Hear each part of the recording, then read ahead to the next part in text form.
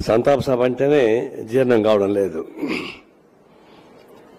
వారి మృతదేహాన్ని అనాటమీ డిపార్ట్మెంట్కి ఇస్తే అది అడిగాం, ఏంటి దీన్ని ఉద్దేశ సందేశం ఏమని అడిగాం.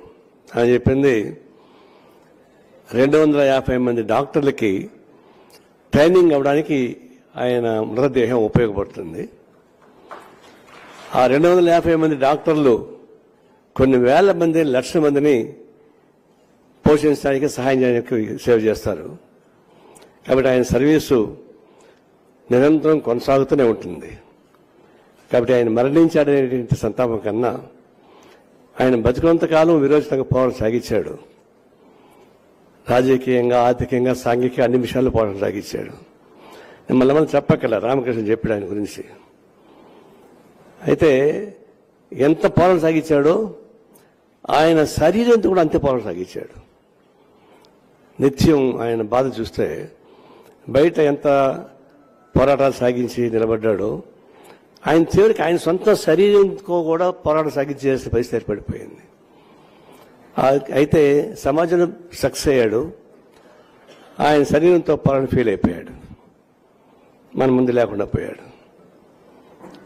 కాబట్టి ఆయన మరణించాడనే దానికన్నా మనతోనే ఉన్నాడు, మనతో జీవిస్తున్నాడు, పోరాటం సాగిస్తాడు. ఆయన స్ఫూర్తి మాకు, మన స్ఫూర్తి అందరికీ చూపిస్తున్నాడని చెప్తా ఉన్నా. ఇక ఆయన నాకు ఒకసారి విసుగొచ్చేది, రాజకీయ శత్రువులతో కూడా మంచిగా మాట్లాడతాడు ఏంటి అని చెప్పాను. మా ఇద్దరికి అదే గొడవ. నన్ను సపరేట్గా చూసి ఆయన సపరేట్గా చూస్తే డాక్టర్ కేవీపీ చెప్పింది కరెక్ట్, వీళ్ళు ఎట్ట కలిసి ఉన్నారు అబ్బా అని చెప్పేసండి. ఎట్ట కలిసినామంటే ఇద్దరు కమ్యూనిస్ట్ పార్టీలో ఉన్నాము. కమ్యూనిస్ట్ పార్టీలో ఉన్నప్పుడు సహజం మాట్లాడుకోవడం. ఎట్లా కలిసి కాదు, ఎట్లా భరించారు అని. అదే భరించడం అంటే ఆయన శృతిమత్తంగా చెప్తాడు, మీ నాన్నగారు బాగున్నారని అంటాడు, నాకు మీ అమ్మమ్మ కూడా బాగున్నావా అంటాను నేను. అది అర్థం ఒకటే, కానీ అంత ఓపిక నాకు లేదు. కొన్ని విషయాలు చాలా ఓపిక ఎక్స్ప్లెయిన్, ఎందుకు అంత ఓపిక ఎక్స్ప్లెయిన్ చేస్తావు అంటే నువ్వు ఊరికి ఒకసేపు అంటాడు.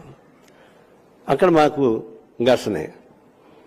అయితే ఒకటి ఉంది, నేను ఎక్కడ ఏమి స్టేట్మెంట్ ఇచ్చినా వెంటనే ఫోన్ ఆయన నుంచి వస్తుంది నాకు, ఇట్లా చేయకుండా ఉండాల్సింది కదా అంటాడు.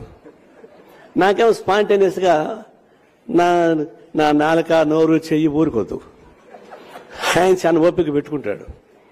ఆ స్పాట్లో వస్తుంది కొంత, అది రిహార్సల్ చేసిపోయేది కాదు. వచ్చినప్పుడు కొన్ని దుడుకు వస్తుంది, నా నాలుగు కూడా కొంచెం పలసంగా ఉంటుంది అనుకో, అది వేరు. అప్పుడు వెంటనే ఫోన్ ఆయన దగ్గర నుంచి వస్తుంది. ఆ విధంగా నన్ను ప్రతి సందర్భంలో కంట్రోల్ చేశాడు, ప్రతి సందర్భంలో. రెండవది, నేను గుంటూరు స్టూడెంట్గా ఉన్నప్పుడు, నేను చిత్తూరు జిల్లా నుంచి వచ్చినాండి, బ్యాక్వర్డ్ ఏరియా, పొలిటికల్ పార్టీకి సంబంధం లేదు, నాన్ పొలిటికల్. అక్కడ స్టూడెంట్గా ఉన్నప్పుడు, స్టూడెంట్ యాక్టివిటీస్లో ఉన్నప్పుడు అక్కడ స్టాలిన్ బాబు అని అప్పటికే లీడర్ ఎక్కడ, ఆయన దృష్టిలో పడ్డా. ఆయన గుంటూరు టౌన్ సెక్రటరీగా, గుంటూరు జిల్లా ఎస్ఎఫ్ సెక్రటరీగా, రాష్ట్ర ఎస్ఎఫ్ సెక్రటరీ కూడా ప్రమోట్ అయినప్పుడు ప్రతి సందర్భంలోనూ సుధాకర్ గారి పాత్ర ఉంది. రాష్ట్ర పార్టీ సహాయ కార్యదర్శిగా, జాతీయ పార్టీ కార్యదర్శి సభ్యులుగా పోవడానికి కూడా ఆయన పాత్ర ఉంది. అంటే ప్రతి సందర్భంలో ఒక మాట చెప్పాలంటే, చిన్నపిల్లవాడిని ఏళ్ళు పెట్టి నడిపించినట్టుగా నన్ను ఆ విధంగా ప్రతి సందర్భంలో ఏళ్ళు పెట్టి నడిపించాడు, భరించాడు. అదే వదులుకోలేదు. ప్రతి సందర్భంలో పార్టీకి పైకి తీసుకొచ్చాడు. అందులో పార్టీగా, వ్యక్తిగతంగా, కుటుంబ రీత్యా కూడా మేము బంధువులు అయినాం. మా మేనల్టీకి వాళ్ళ తమ్ముడు కూతురు పెళ్లి చేస్తే మేము బంధువులు అయినాం. ఎంతైనా సరే ఈ సందర్భం వచ్చినప్పుడు మాత్రం ఘర్షణ ఉండేది. ఎప్పుడు చదువు తీసుకోలేదు. అలాంటి సుగుణాలు, దయ చూసిన తర్వాత అందరూ మానవులు ఉంటారు. సహజంగా జీవరాశి లేక మానవజానం గొప్పది. మానవజానికి రాజకీయ చుక్కానికి కావాలా? అందులో రాజకీయ చుక్కానికి ఆయన కమ్యూనిస్ట్ పార్టీని ఎన్నుకున్నాడు.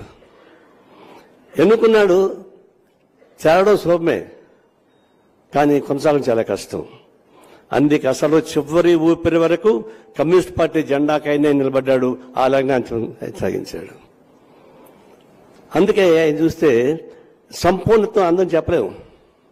సంపూర్ణత్వాన్ని సంపాదించుకున్నటువంటి మహనీయుడు ఎవరైనా ఉంటే అది సర్వ సుధాకర్ రెడ్డి గారికి, వారికి నేను శ్రద్ధాంజలి ఘటిస్తా సెలవు తీసుకుంటాను.